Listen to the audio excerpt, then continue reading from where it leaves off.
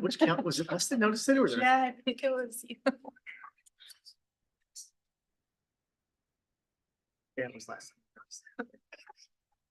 Apparently, nobody knew how to change the last one, and so they just left the clock. Sorry.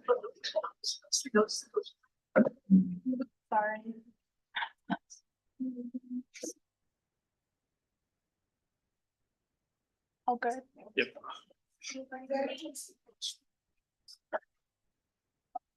I will now call to order the April 8th, 2024 Planning and Zoning Commission meeting.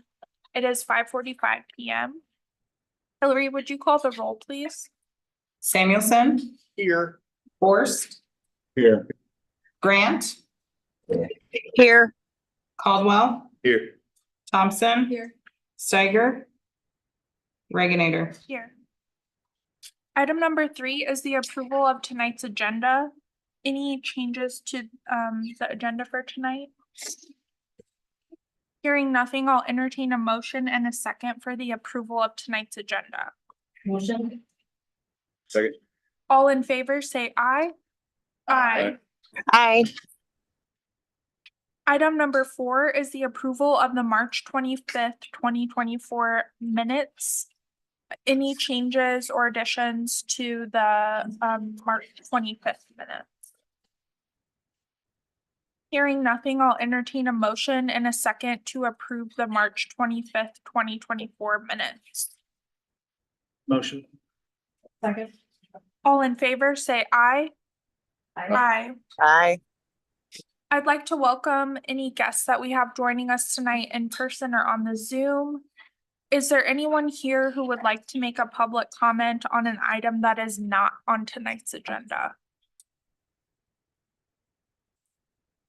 Hearing nothing, we'll move on to item number 6, which is a request from Nelson Development 1 LLC for approval of the preliminary plat site plan of Legacy Circle Apartments.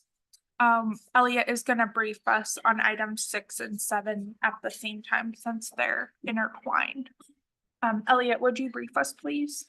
Yep, and just to clarify why we have 2 items related to this, the property that the development is proposed on is currently not a lot of record and needs to be final platted. I believe we've taken final plats in the past that are just officially creating a lot.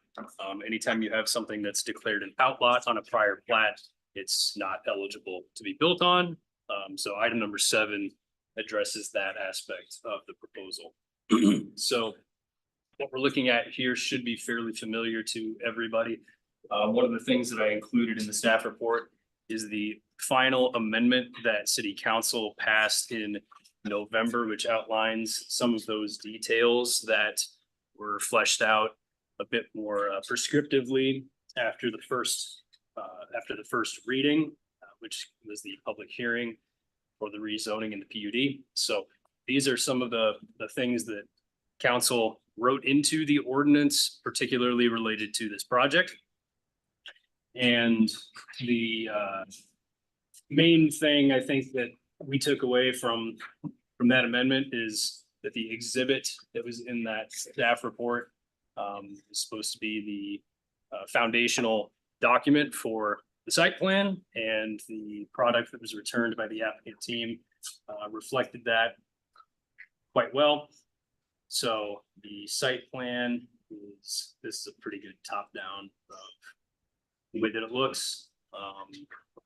All the setback issues are addressed. There's the 40 detached garage spaces, the building parking on the ground floor as well. The parkland amenities include a pickleball court, some walking trails, and all of that was reviewed last year by the Parks and Rec Commission and recommended for approval. And that'll also be contained within a publicly accessible easement, which is shown in both the site plan and the final plat.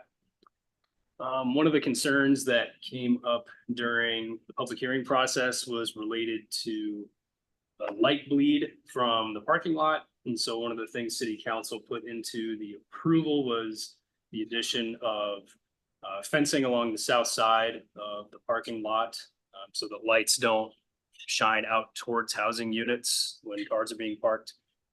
So that, in addition to the landscaping, should help mitigate some of those things. We also had the building elevations come back with each different building type, or excuse me, material type listed out, a couple different types of brick veneer, making up a pretty good portion of the class 1 materials. And actually the full color looks a lot like what was presented in the original amendment package that you guys saw a few months ago. So happy to navigate around any of these pages. If any of you want to see a specific one, that's pretty much all I have, unless Luke has anything to add, and I'm happy to take any questions. I did just want to add, going back to the parkland stuff, you did mention Park and Rec, had that, meeting with, the developers to talk about that concept, and just to hit on that concept again, it's a little bit different than what we've done before. There'll be a easement that's placed over the ground so it won't be city owned, it'll be owned and maintained by the property. But we've worked with them with the idea that there'll be an easement put over it that gives anybody in the city the right to access it and all that stuff. It also talks about the city's expectations for maintenance and use and all that stuff. So it's a little bit different, but again, Park and Rec's reviewed that, Park Director reviewed it. There's a lot of positives to that from a city perspective, in that, one of the challenges that Park and Rec has a lot of times is maintaining what we do have and programming what we do have. And so this concept gets it programmed with the pickleball court and some parking up front, and then and the trails and everything. So it's more of a usable space from the get-go, as opposed to a lot of times when we accept ground in the city, it just sits bare until we get around to it. So all those things in totality, community development felt it was a good thing. Parks echoed some of that. They had full support from the Park Commission. And yeah, just want to make sure we kind of spelled that out. It's a little bit different than we've done in the past.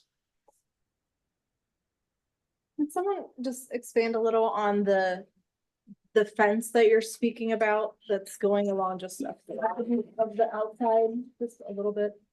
Oh, thank you. I can pull it up if there. Yeah, Madam Chair, members of the commission, Eric Cannon, 2727 Southwest Center Boulevard. Civil engineer on the project. We do also have representation from the owner here, as well as the architect. If you guys do have any very specific questions, I know they're ready to jump in and talk through anything. So specific to the fence, what you'll see is any of the parking there on the south side that is pointing out towards Colonial Circle. What we've done is placed a 3-foot opaque fence. I believe cedar is what we're looking at right now, is what we have outlined in there. So it'll be a 3-foot tall cedar fence, and then we do have plant material behind that as well. So pretty dense screen there. I know that was part of the concern, was headlights shining out. So that was kind of what was negotiated out as part of that zoning process, to really do everything we can to provide as much buffer as possible for those residents to the south.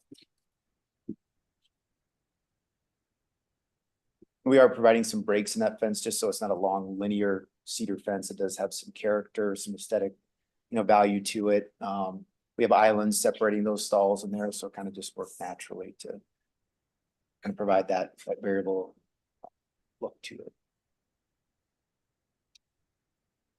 And the only thing I would note on here, this is almost exactly what you saw before as part of the zoning process. The only thing we did change is that connection to the south on Cedar. Council did want that removed because they were worried about the cut through back there between the garages and the building, and people just kind of cutting through there. So we did go ahead and do that. We vetted everything out with fire as far as turning movements and access to the building. Since we don't have that straight shot through, all the turning movements work. Got fire lanes in there that meet all their requirements. So one thing I just want to note is we did not do a bait and switch. We didn't change anything. We have been true to our word as far as we would move this project forward, and that's exactly what we're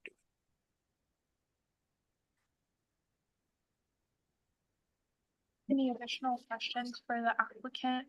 Donna, Carson?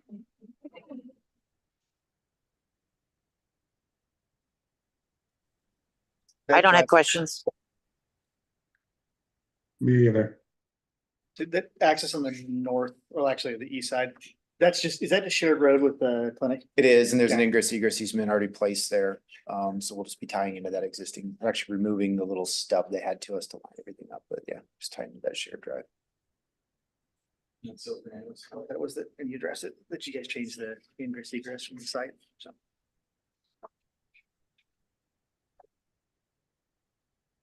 Any other questions from the commission? What's your covered parking total? It's a big number, isn't it? 393. Covered or for. The Oh, indoor covered is 113. 93, yeah, and then the garages are 44, so 133 covered stalls. Is that minimum parking or is that, seems like a lot? Or just, not that I just personal interest more than anything else. We're meeting the I mean, requirement, I guess. Yeah, it's a garage stall for each unit. Each unit. Or, I'm sorry. 70% of the unit total. As garages. Yeah, unit total times 0.7, that's the garage unit total. Gotcha. Is there visitor parking on this? Again, I'm curious. Is that a requirement for apartments to have like a visitor parking area? I don't know if anything's marked or designated. I mean, we just have a number of stalls that we're required to provide for the, based on the 189 units and everything like that. So I don't know if you're planning on marking any as visitors or. No, like if maybe if I had a assigned parking spot, and then maybe Jeff had an assigned parking spot. Or if it was just first come, first served type of thing. I'm just curious. No problem.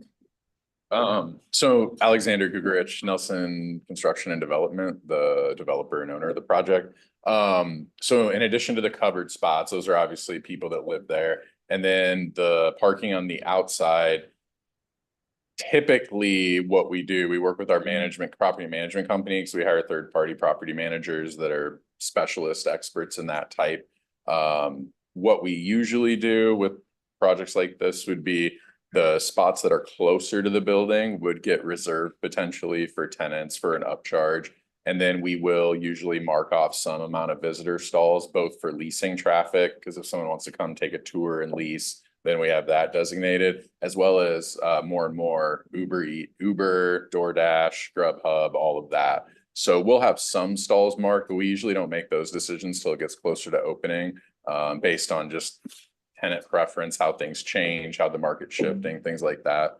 So odds are we'll have some spots reserved tenants that are a little more close to the building and cost money extra, but then we'll have some visitor spots and mobile delivery, I guess, spots.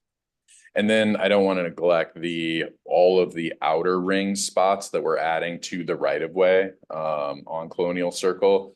Those will act as both, parking for the public to get to the public parkland easement space, as well as visitors. It makes a natural spot for visitor parking too, both. Were the numbers that Eric gave, was that just within the site? Those were just the covered stalls between that deck parking in the garages. There's an additional 155 stalls on site Plus all that. and street then stuff? 105 on the ring road of Colonial. So Alright. For what it's worth, that's 4 stalls more than what is required by code.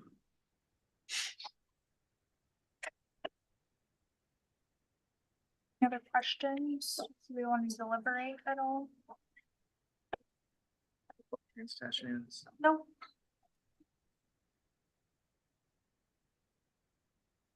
I don't know anything else to ask or add. Okay. If there's no further deliberation, I'll entertain a motion to approve the preliminary plat / site plan of Legacy Circle Apartment. Samuelson motion. second. Hillary, would you call the roll, please? Caldwell. Thompson. Aye. Samuelson. Aye. Forst. Aye. Grant. Aye. Reginator. Hey Hillary, this is Andrew Steiger. I'm here too, Ah. and I vote aye. Thanks Sorry, for I didn't know speaking when a up. good time would be to let you know I was here, but I've been here the whole time. Thank you. Thanks, Andrew. Yeah. Does that have some- I don't think that item number 7 is a request from Nelson Development One LLC for approval of Legacy Circle Apartments Plat 1 final plat. Elliot, we've already kind of briefed on this item, but what else do you have for us? I really don't have anything to add. Okay. Any comment from the applicant or applicant's representatives on item 7? Any questions from the commission on the final plat piece of this request? Hearing nothing, I'll entertain a motion to approve the Legacy Circle Apartments Plat 1 final plat. Thompson motion. Samuelson second. Hillary, would you call the roll, please? Thompson. Aye. Steiger. Aye. Samuelson. Aye. Forrest. Aye. Grant. Aye. Caldwell. Aye. Reagan. Aye. Thank you, everyone. Item number 8 is the city council update. George, anything for us tonight? No, I don't. Great, thank you. I don't think Holly's joined us on the Zoom. Luke, any update for us today? Just not a lot, just kind of quick, had a lot of single family and townhome permits in March, so 32, we're up to 67 single family and townhome permits for the year, which puts us above pace for what kind of our average year had been in the late kind of 2015 to 2020 timeframe before things went crazy with the COVID building. So that's good. Maybe on track for a little bit higher than average year and get back to that kind of steady growth pace instead of some of the ups and downs we've seen over the last 3-4 years. So that's good, keeping us busy. We do also have a lot of active commercial permits that we're working through. So those commercial projects keep the office pretty busy beyond just that residential growth. Fieldhouse update, that is looking like mid-May for a final completion and opening of that. We're working with them right now on some staging of when different parts of it can open up, so parks can start moving their offices in there and stuff, so there'll start being more stuff happening there, but I think they're looking mid-May for a official open to the public deal. So that's cool, it's getting there. Yeah. Great. Elliot, any update for us tonight? Nothing really development related.